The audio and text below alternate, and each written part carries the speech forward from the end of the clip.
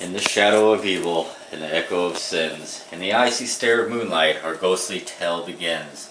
It was a dark and stormy night when the kids arrived at the lake. Screams of a winter night. How do you think those stories get started?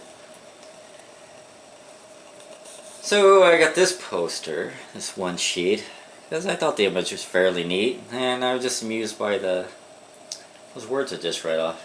Tickled my fancy, so to speak. Came out in 1979. It's rated PG. 70s horror flick is PG. Oh my god. I hadn't heard or seen of the flick, but I liked the poster. Got it for under 20 bucks. And it's kind of, like I said, it's kind of a cool image, and I liked all the little sayings on there, the warnings. It's kind of neat. I eventually did get to watch this movie.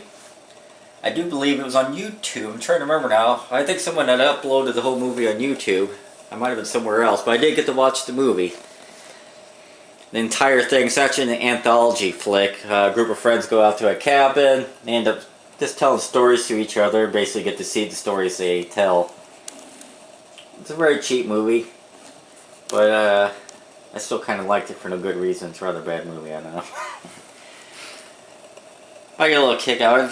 One story everybody remembers is the two guys going out to like an abandoned building. They kept seeing a green light. And one guy disappears and the other guy goes to check on him. The guy's walking in the circle under a green light in the room. Yeah, it's very spooky. All you need is a green light bulb for your horror movie, folks. And then, well, that's it. You film a guy walking in a circle under it, and then, you know, it's creepy. Are you getting all this? Excellent. We're going to go on to the original When a Stranger Calls. According to After Dark magazine, it's unequivocally the most terrifying movie I've ever seen. Every babysitter nightmare becomes real when a stranger calls. Charles Durning, Carol Kane, alright. Well, this movie came out according to the copyright 79, I knew it was late 70s. Starred Carol Kane. Hopefully some of you people out there know who Carol Kane was. I actually had a bit of infatuation with her during the 80s. She's kind of tiny, and at the time she had this very long waist-length flowing wavy hair. Found very cute. But here she doesn't have those grand tresses. She's very young. During the late 70s she was on Taxi. She did start popping up in a few episodes of that. I've been roughly about the time of this movie. But important things to talk about this movie is, you guys are probably familiar with the urban legend of the babysitter keeps getting creepy phone calls, calls the police about it, and the police tell her to get out of the house because the calls are coming from inside the house. No, I forgot to say spoiler alert. No, I don't have to. If you haven't heard the urban legend, then you're just screwed. I'm not even talking about the stinking movie, alright? But there's a second phone line in the house. The guy's already in the house and calling. He keeps calling. When he's calling, he keeps saying, "Have you checked the children?" And that kind of stuff. The thing is, that urban legend is actually based off this movie. For a long time, I thought they made the movie based off the urban legend. But to my understanding, this movie came first. Then the urban legend kind of sprung out of that. But that's basically set up. The first 20 minutes of the movie are about the babysitter getting harassed by phone calls, and it turns out the guy's been calling from inside the house. And after that, it almost ceases to be kind of a horror or even thriller type flick. It almost comes to police investigation. Still a decent flick, but it's, after that opening, it's definitely not a horror flick anymore. Charles Durning is like the private investigator that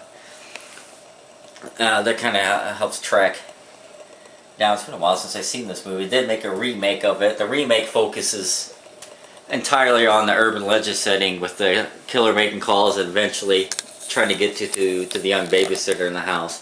This one's only the first 20 minutes. Another thing to point out, actually, even though this movie probably launched the urban legend, they took the idea from the original Black Christmas, which I think came out in 1974. Spoiler alert! We got if you haven't seen the original Black Christmas, I am about ready to ruin the part of the ending. But that one involved a girl sorority, and they've been receiving prank phone calls. Then the killer ends up in the house. Well, he's not a killer, but it's a Christmas break. Most of the women leave Christmas holidays, a handful are still at the sorority house.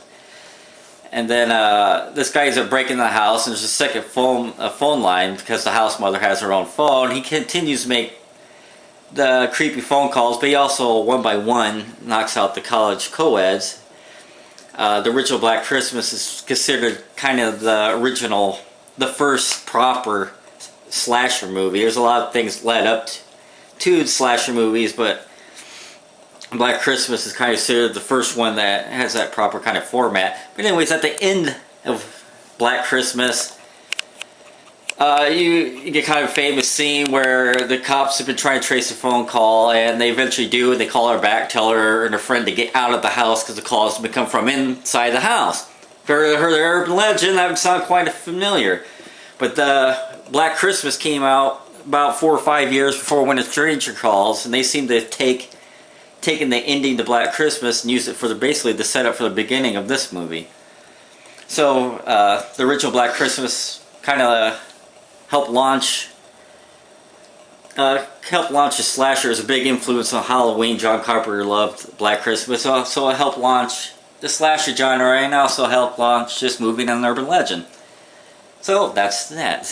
Hey, speaking of slashers, by the way, I picked this up pretty cheap. It's not the greatest image, but it's okay. I got it for maybe $10.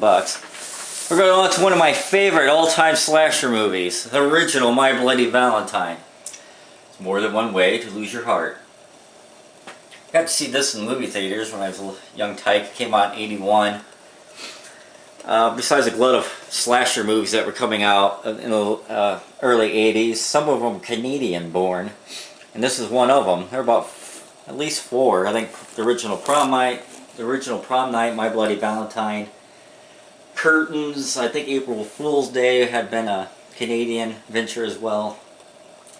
Not that these movies pretend they're in Canada. This one definitely didn't. Well, one of the reasons my favorite is because part of it, because I guess I got to see it in the movie theater. It's set up in a town of Valentine Bluffs. And the guy ruins their dance. But some people got trapped in the mine. When they found the last guy, he was insane. He ends up breaking out of the insane asylum. And then at the big Valentine dance, he ends up killing some people. So they basically outlaw Valentine's Day and they don't do the dance. You cut to 20 years later, they're going to finally have a new Valentine's dance. But then the killer seems to have returned. The killer is basically the miner, as he's become known to fans. This flick did do too well at the box office. It also had some problems with the MPA. They had censors got real heavy with it. There was a bit of a backlash against horror movies. Some people, including the makers of this, kind of blamed John Lennon's death, because after that there was an outcry after Lennon died about violence in the movies, and then censor boards started getting hard on certain horror flicks, and My Bloody Valentine is considered one of the movies that got hit the hardest, and a lot of the gore scenes got cut out. But it didn't do too well at the box office. People were hoping to do sequels to it, and it didn't happen. That was pretty much it, and the company Paramount had no interest on this. It took a lot to even get it out in DVD. Then it was a bare bones DVD. Fans were hoping to get those uncensored scenes in there. They finally did it, and that's because they did the remake in 3D. And when that came out, they re-released My Bloody Valentine, the original one, on DVD.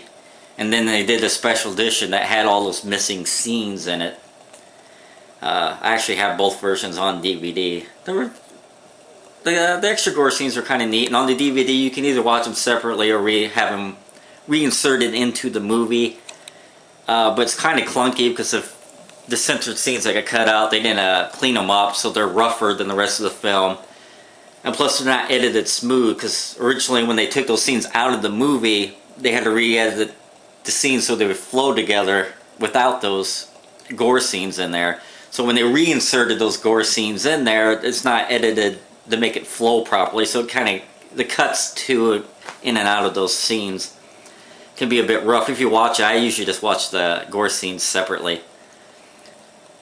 But even though this movie didn't do that great when it came out, it did build a strong following up through the 80s, and it's one of my favorite slasher movies. And it's a simple image, but I do like the poster. I paid under 40 bucks for it, and this, folks, is going to wrap up this segment. We will continue with the slasher genre, though, with the original Prom Night, and I'll be up next in the next episode. Thank you guys for watching this.